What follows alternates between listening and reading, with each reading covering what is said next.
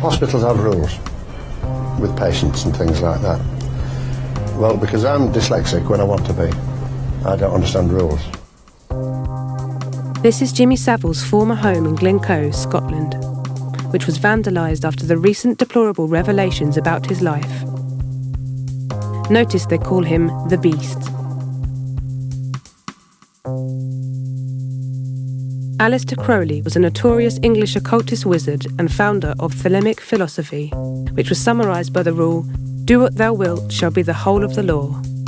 He was also known as the Great Beast 666. The popular press of the day dubbed him the wickedest man in the world. Sound familiar?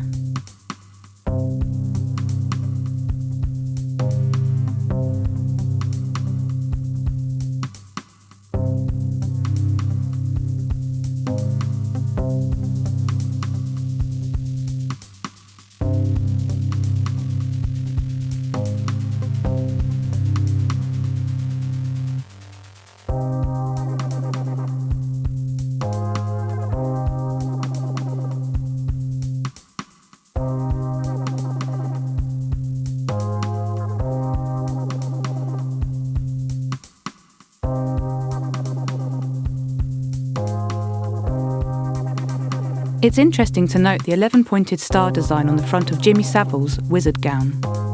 This polygon is known as a hen decogram and is a central symbol or sigil of Crowley's Thelema religion. It is the union of the pentagram with the hexagram or the 5-pointed star with the 6. It represents the man-god standing face to face as an equal opposed to his creator or destroyer. It is also a symbol of the Tree of Life, the central emblem of the mystical Kabbalah.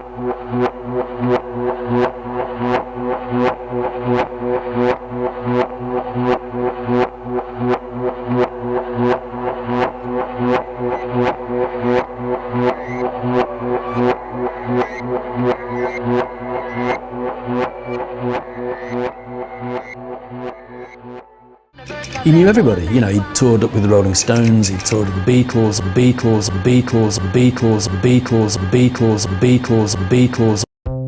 It has been well noted elsewhere that many bands from the 1960s were influenced by Aleister Crowley and Thelema, including the Beatles. Here, on the cover of Hell, we see the Beatles performing the signs of the grades of Aleister Crowley's religion, A star, A star. It was 20 years ago today. The opening line to the track Sgt. Pepper's Lonely Hearts Club Band is said to be a reference to the anniversary of Crowley's death 20 years previously.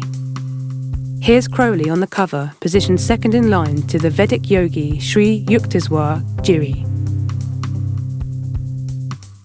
The Mano Cornuto, or horned hand, is the hand sign symbolising the pagan horned god.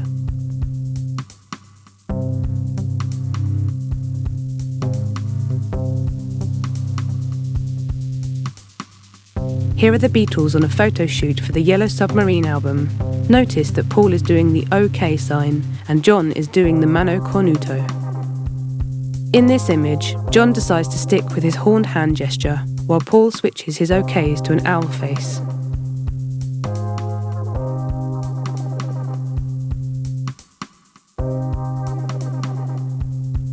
We'll start straight off with a letter from Wilmslow in Cheshire. Jimmy Savile knew the Beatles well. In the early days, he booked the Beatles when he was a club promoter. He then went on to tour with the Fab Four at the height of their fame, where he acted as compere and master of ceremonies. In the 1960s, Jimmy Savile and the Beatles were the British pop industry. Both helped to usher in a new era of music, Savile as DJ and Top of the Pops presenter, and the Beatles, who spearheaded the British invasion of America. If it is quite obvious the Beatles were influenced by the occult and the magician Crowley, is it too outrageous to suggest that Savile could have also been? God is the fabric of everybody's life, and God is the fabric of my life. No more religious or less religious than anybody else. So I would not say that I'm a religious man, but I do know who the boss is. Or anywhere. God is all over, not necessarily up there. If the good Lord, when he was doing his thing, if he bothered about people not seeing eye to eye with him, he would have got nowhere, and a lot of us would have got nowhere into the bargain. So therefore, you've got to square your shoulders and you've got to stand up to be counted. And you haven't really got to pay too much attention to whether people think that you're not doing the right thing. As long as your conscience is clear, then you're okay. I'm not constrained pretty well by anything. The tough thing in life is ultimate freedom. Ultimate freedom is the big challenge. Now, I've got it, and I can tell you there's not many of us that have got ultimate freedom. It should be noted that membership to a secret society in no way prevents one from entering into other secret societies. Here's our old maker's friend, Aleister Crowley, wearing the garb of two other occult groups, the mystical OTO, of which he was the head, and the Masons.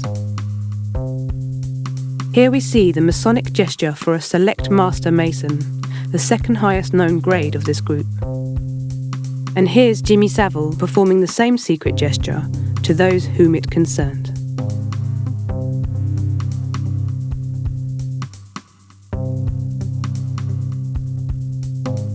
By now, everybody must be aware of the use of secret handshakes in Masonic groups.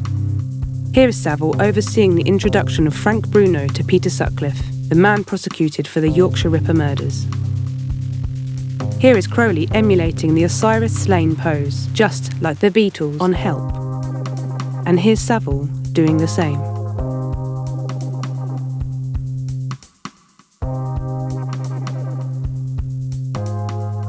The Beatles famously once said they were more popular than Jesus. But the no-talent Jimmy Savile achieved lasting success. He was in charge. If he were here now, he'd be taking front stage. Yeah. I mean, when he was there, it was like, right now, Uncle Jimmy has arrived, you see, and everyone else took a back seat, and we knew that. I mean, when we did that last Top of the Pops, we all thought this is a moment, because the defining moment, he'd done the first one, and when he turned up, we thought, the governor's here now, the gaffer's here, so you'll take a step back. Uncle Jimmy is here, jingle jangle, you see, I am in charge. And he was, and he put the light up at the end, very poignant moment. He had a wizard's toolkit. As every good child knows, a wizard isn't a wizard without a few essential props. The first is, of course, the wand. This is used to direct and focus the wizard's intention or spell. Secondly, a gown. Savile wore two different gowns, one we discussed earlier, and another which he wore repeatedly over 4 decades. Third is a crystal ball. Many wizards throughout the ages have used crystal balls to predict the future.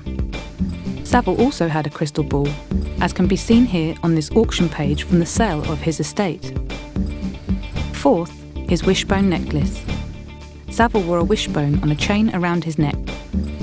The wishbone is said to represent the female genitalia, as well as being something that grants wishes. Fifth, an altar. Savile nicknamed the bed at his Roundhay Park lair the altar, adorning it with a red satin bedspread, which had a gold stylised JS insignia embroidered into it. Sixth, he studied. The enigmatic epitaph on his now demolished headstone mentioned how he used to study books underground by the light of his miner's lamp. It doesn't take a genius to see this as symbolism for a man who was illuminated. So Savile was also an enlightened man, like many wizards. Last but not least, his rings, which he became synonymous with and which he shook and rattled wherever he appeared, like hypnotic charms. We'll be discussing Jimmy Savile's Rings of Power later on.